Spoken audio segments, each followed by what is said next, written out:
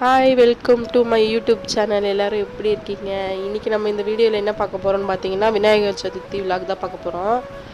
காலையில் குளிச்சுட்டு தலையெல்லாம் காய வச்சுட்டேன். குட்டியாக மேக்கப் போட்டிருக்கேன். அதை மட்டும் காமிச்சிட்ருக்கேன். ஐ ஷேடு சும்மா லிப்ஸ்டிக் மட்டும் போட்டுட்டு சிம்பிளாக வந்துட்டேன். அதுக்கப்புறம் பார்த்தீங்கன்னா கிச்சனில் வந்து லைட்டு வந்து ஒரு 2 லைட் இருந்துச்சுங்க. அதில் வந்து ஒரு லைட்டு வந்து பீஸ் போயிடுச்சு. இன்னொன்று வந்து மாற்றலை. ஏன் மாற்றலைன்ட்டு நான் எப்பயாச்சும் வீடியோவில் சொல்கிறேன் உங்களுக்கு. இப்போ விநாயகருக்கு படைக்கிறோம், அந்த ஃப்ரூட்ஸ் அந்த இதெல்லாம் வச்சு படைப்போம் பார்த்தீங்களா? இந்த கரும்பு, சாத்துக்குடி, ஆப்பிள், அந்த விளம்பழம் அப்படிலாம் சொல்லுவாங்க. அதெல்லாம் வாங்கிட்டு வந்தாச்சு. தோரணம் அதெல்லாம் எல்லாமே வாங்கிட்டு வந்தாச்சு. அப்புறம் கொஞ்சம் கிளாசரி இல்லை, அதாவது ரொம்ப இல்லை, பருப்பு, எண்ணெய், வெல்லம் அந்த மாதிரி ஐட்டம் மட்டும் வாங்கிட்டு வந்துட்டோம். இது எப்போ எடுத்த வீடியோ பார்த்திங்கன்னா, விநாயகர் சதுர்த்தி அன்றைக்கி காலையில் எடுத்தது இது. நான் கரெக்டாக காலையில் 7 மணிக்கு தான் நான் எழுந்திரிச்சதே. 7 மணிக்கு தான் சாமி கும்பிட்டது வந்து 1:45 தாங்க சாமியே கும்பிட்டோம். ஏன் அவ்வளோ நேரம் ஆயிடுச்சுன்னு பார்த்தீங்கன்னா, நான் முன்னாடி நைட்டு ரெடி பண்ணி வச்சுருப்பேன். ஸோ இவங்க வந்து எங்கள் ஹஸ்பண்ட் வந்து வேலைக்கு போகிறேன்னு சொல்லிட்டு இருந்தாங்க. அதனால சரி இவங்க வேலைக்கு போயிட்டு நைட்டு வந்ததுக்கப்புறம் தான் கும்பிட முடியும் சாமி அப்படின்னு நினச்சிக்கிட்டு, சரி நம்ம பொறுமையாக பண்ணலாம் பார்த்தா, அதுக்கப்புறம் அவங்க சொன்னாங்க வேலைக்கு நான் போகல, வேலை இல்லை, இன்னொரு ஆள் வர வேண்டியது இருந்துச்சு, அதனால் வரல அவங்க அப்படின்னு சொன்னதால அவங்க போகல. சரி நம்ம பொறுமையாக கும்பிடுறதுக்கு கரெக்டாக 7 மணிக்கு ஸ்டார்ட் பண்ணாங்க வேலை. 1:45 வரையும் வேலை செஞ்சுட்டே தான் இருந்தோம், முடியவே இல்லை.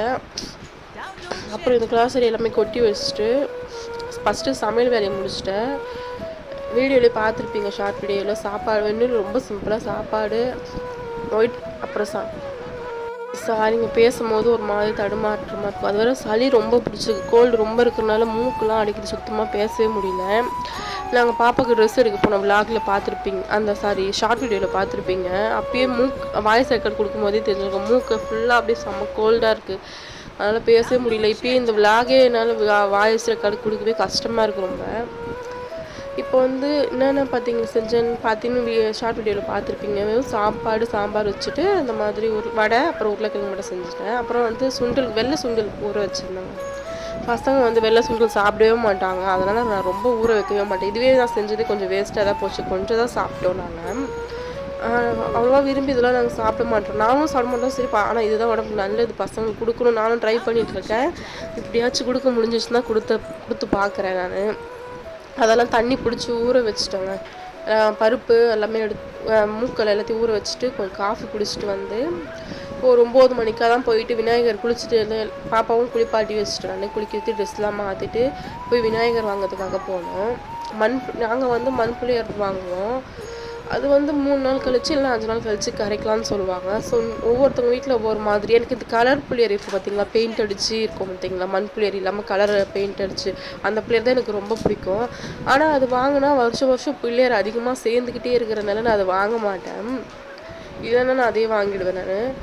இப்போ பார்த்தீங்கன்னா 2 கொழுக்கட்டை தான் நான் செஞ்சேன். ஒன்று வந்து புடி கொழுக்கட்டை, ஒன்று வந்து பூர்ண கொழுக்கட்டை.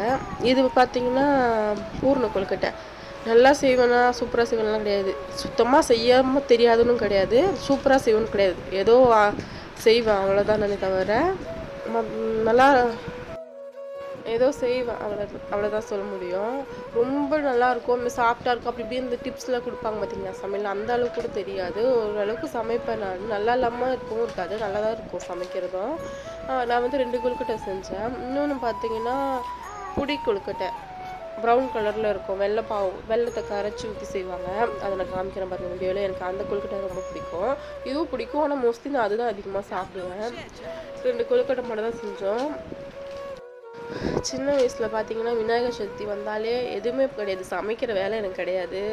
சின்ன வயசுலாம், ரொம்ப சின்ன வயசில் கல்யாணம் ஆகிறதுக்கு முன்னாடி சமைக்கிற வேலை கிடையாது. சாமிக்கு வந்து பூஜை அந்த பூவெலாம் போட்டு புட்டுலாம் வச்சு ரெடி பண்ணுறது, அதுக்கப்புறம் குளிச்சுட்டு புது ட்ரெஸ் போடுவேன், அவ்வளோதான். இந்த கொழுக்கட்டை கூட செய்யறதுக்கு கூட இந்த எப்படி ஹெல்ப் பண்ணுறதோ அது கூட நான் பண்ணது கிடையாது, பாப்பனே தவிர, அவ்வளோதான்.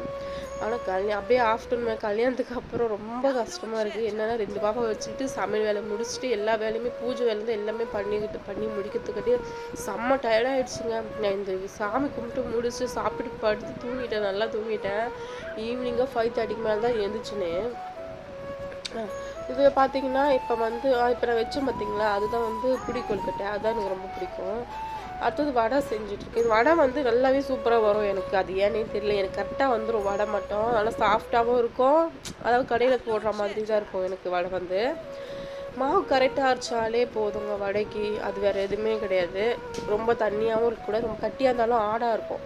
அதனால் மாவு வந்து உளுத்த மாவு கரெக்டாக நம்ம அரைச்சிட்டோம்னா அது பக்காவாக வந்துடும் வடை. அதை முடிச்சுட்டு நான் வந்து வெளியில் வந்து கோலம் போட போயிட்டேன். கோலம் வந்து எல்லோரும் காலையில் தான் போடுவாங்க. நான் ஏன் சாமி கும்பிட்ற நேரத்துக்கு போடுறேன் பார்த்தீங்கன்னா, பாப்பா வந்து 2 பேருமே வந்து அழைச்சிருவாங்க. ஸோ அவங்க அழைச்சிருவாங்க, அதற்காகவே நான் சாமி கும்பிட்ற நேரத்துக்கு போட்டுக்கலாம் கோலம் அப்படின்ட்டு நான் விட்டுருவேன்.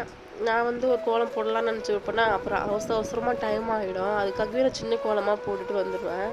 நான் போடலான்னு நினச்ச கோலம் வேறு, இப்போ நான் போட்டுட்ருக்கிறது வேறு. அடுத்தது பார்த்திங்கன்னா எல்லாமே ரெடி பண்ணிட்டேன். விநாயகருக்கு எப்படி இருக்குன்னு சொல்லுங்கள். எல்லாமே போட்டு ரெடி பண்ணிட்டு இலை போட்டு படையெல்லாம் போட்டுட்ருக்கோம். வீடியோ வந்து இந்த பக்கமாக வச்சு எடுத்துட்டாங்க ஃபோனு. அதுவும் நானும் எடிட் பண்ணும்போது சரி பண்ண முடியுதான்னு பார்க்குறேன். ஆனால் இது வந்து சரி பண்ணி வைக்க தெரியல எனக்கு. அதனால தான் இப்படி தெரியுது உங்களுக்கு வீடியோவில். அந்த வீடியோ எடுக்கிற ஸ்டிக் இருக்குது பார்த்தீங்களா, அது கீழே அப்படியே நிற்கிற இடத்துல வந்து சின்ன பாப்பா வந்து உடச்சிட்டாங்க. அதை வந்து உடச்சனால சரி நிற்க மாட்டேங்குது. அது வந்து நான் சரி பண்ணி அப்புறமா தான் வைக்கணும். இப்போ சாமி கும்பிட்றதுக்கு டைம் கரெக்டாக இருக்கனால சரி பண்ண முடியல. அதனால் வீடியோ வந்து ஹஸ்பண்ட் தான் எடுத்துகிட்ருக்காங்க. ஒரு வீட்டில் ஒவ்வொரு மாதிரி இருக்கும்.